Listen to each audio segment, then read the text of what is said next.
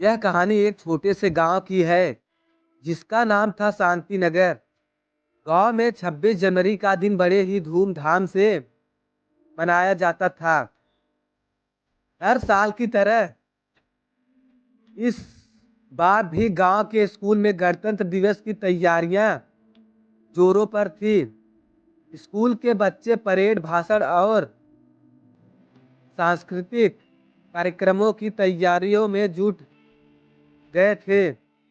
गांव के एक छोटे से घर में एक 12 साल का लड़का रहता था जिसका नाम था आदित्य।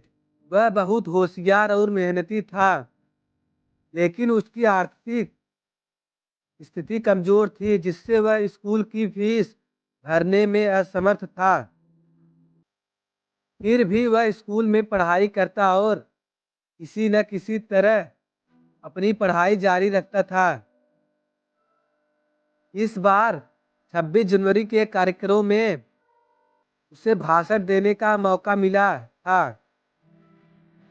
यह उसके लिए बहुत गर्व की बात थी, क्योंकि वह हमेशा से भारत के संविधान और स्वतंत्रता सेनानियों के बारे में जानने में रुचि रखता था। आदित्य के माता पिता मेहनत मजदूरी करके घर चलाते थे। उनके पास नए कपड़े खरीदने तक के पैसे नहीं थे। जब आदित्य ने अपनी माँ से नए कपड़े के लिए कहा तो उन्होंने मुस्कुराते हुए कहा, बेटा, असली कपड़े तो हमारे संस्कार और मेहनत है। तुम्हारा आत्मविश्वास ही तुम्हारी सच्ची पहचान है। आदित्य को अपनी माँ की बात समझ में आ गई और उसने निश्चय किया कि वह पूरी मेहनत और आत्मविश्वास के साथ भाषण देगा। 26 जनवरी का दिन आ पहुंचा। पूरे गांव में तिरंगे की सुंदर सजावट थी। हर तरफ देशभक्ति के गीत गूंज रहे थे। स्कूल में भी उत्सव का माहौल था। जब आदित्य मंच पर पहुंचा तो उसकी आवाज में एक अलग ही जोश था।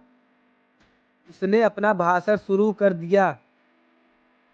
हमारे भारत देश का संविधान सिर्फ एक किताब नहीं, बल्कि यह हमारे देश की आत्मा है।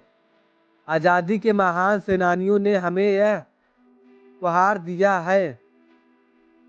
हमें जात पात से ऊपर उठकर एक सशक्त और आत्मनिर्भर भारत बनाने के लिए मिलकर कार्य करना होगा।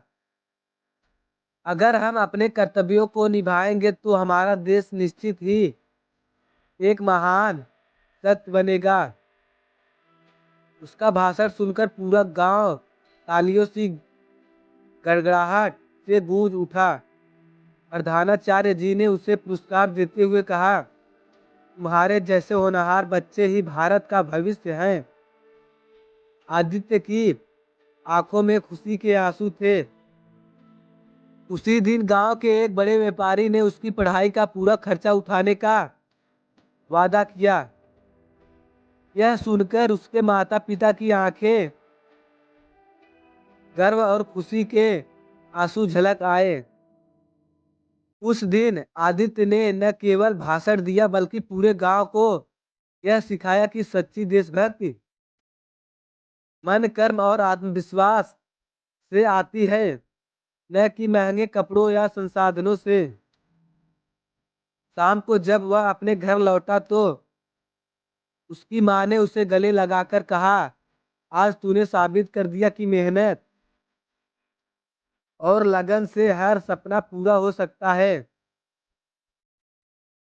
आदित्य ने मुस्कुराते हुए तिरंगे ओर देखा और ही मन दृढ़ किया कि वह अपने देश के लिए हमेशा मेहनत करता रहेगा। इस तरह 26 जनवरी का यह दिन आदित्य और उसके परिवार के लिए सिर्फ एक पर्व नहीं, बल्कि एक नई उम्मीद और आत्मनिर्भरता का प्रतीक बन गया। नमस्कार दोस्तों, आप सभी को ऐसी ही मोटिवेशनल स्टोरी देखने के लिए एम के बुद्धा इंस्पायर्ड को सब्सक्राइब जरूर कर लें। बेल आइकन ऑन करना ना भूलें। धन्यवाद।